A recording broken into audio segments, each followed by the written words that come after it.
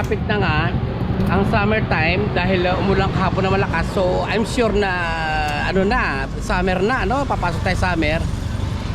Hindi kami nagkamali na pagpunta rito sa Calamba at talaga may minasugagaan naman kaming ice cream vendor. Ayan, oh, sorbetes.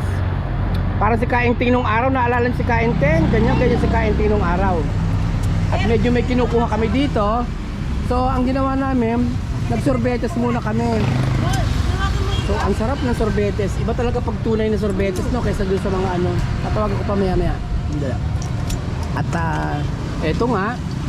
At dahil medyo mainit ng panahon, ang sarap Papatok ko lang din sa akin. ng sorbetes, di ba? Sa mga kasama ko ay talaga namang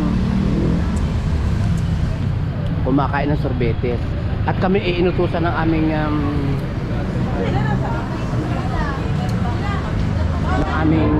samahan na dito kami pumunta sa Calamba, Laguna. So kami inakain muna ng ice cream. Ang sarap kaya ng sorbetes pagka ganitong ano, pagka ganitong tag-init at summer na. Siyam kami, yung tiga 10 piso mo, ang sarap, sulit. Tingnan ninyo, ang sarap po, ang dami-dami laman. Kaya shout out kay Kuya. Ano pangalan mo, Kuya? Ha?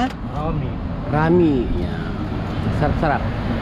Si Kuya Rami, ang kanyang ice cream ay super yummy. Kaya naman ang dami na nakita ko kanina, napansin ko, habang nagtitimpla siya ng sorbetes, ang dami pumipila sa kanya. Dito kami sa may Calamba. Taga saan ka, Kuya, dito? Ikaw na ang gumagawa ng ice cream mo? Ang galing, no? Ilang taon na ang pagtitinda mo ng ice cream? 24. 24? Oh, imagine, 24. Ilang taon ko na ngayon, Kuya? 44. O di gumagawa ka, bata ka pa, gumagawa ka na pala ng ice cream. Ang sarap. Ano mga flavor yung binigay mo sa amin, Kuya? Melon, queso, coca cream. Sarap. Masarap ba, ate? Yes. Pari nga, paubos na. Ang sarap. Kaya nga. Ang sarap. Ganon. Kaya hindi posible mabuhay mga kabarangay kung talaga magaling kang gumawa ng paraan. Katulad dito, ang specialty niya ay sorbetes na tunay. O di ba? Hindi yung mga nabibili natin sa mga supermarket. Talagang tunay na tunay. Kaya imbitan mo sila, Kuya, sa dito sa mga taga rito sa lugar ninyo. Invite mo sila, Kuya. Naka-vlog tayo. Calamba. Anong lugar tong yung kinatayuan nyo? Barangay 6. Barangay 6? Calamba. Calamba, Laguna. Sarap naman ng sorbetes si Kuya, oh.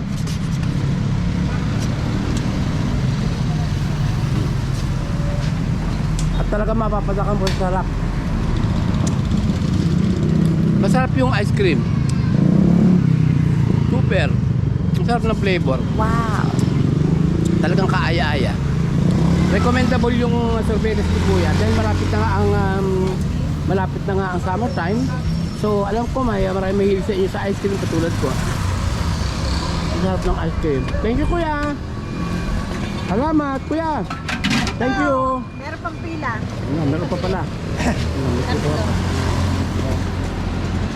Masarap ang ice cream niya, Kuya. Ice cream niya ate pala. Ayan pa.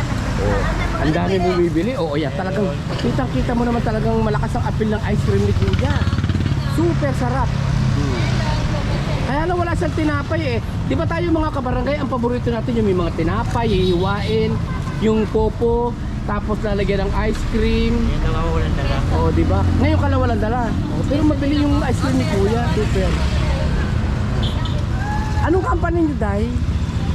Ay, may vlog pala. Sige, welcome to my vlog. Ayan, so katuwaan lang. Let's enjoy life with the ice cream of Kuya, di ba? Anong pangalan ng ice cream mo, Kuya? Anong pangalan mo? Romy Love Ice Cream. Oh! Diba? Tama-tama nga yung Valentine's Day. Umorder kayo ng ice cream kay Kuya at sinisigurado kung kayong dalawa ay magsasalop-supa ng ice cream. Diba? Enjoy life. Thank you so much for watching.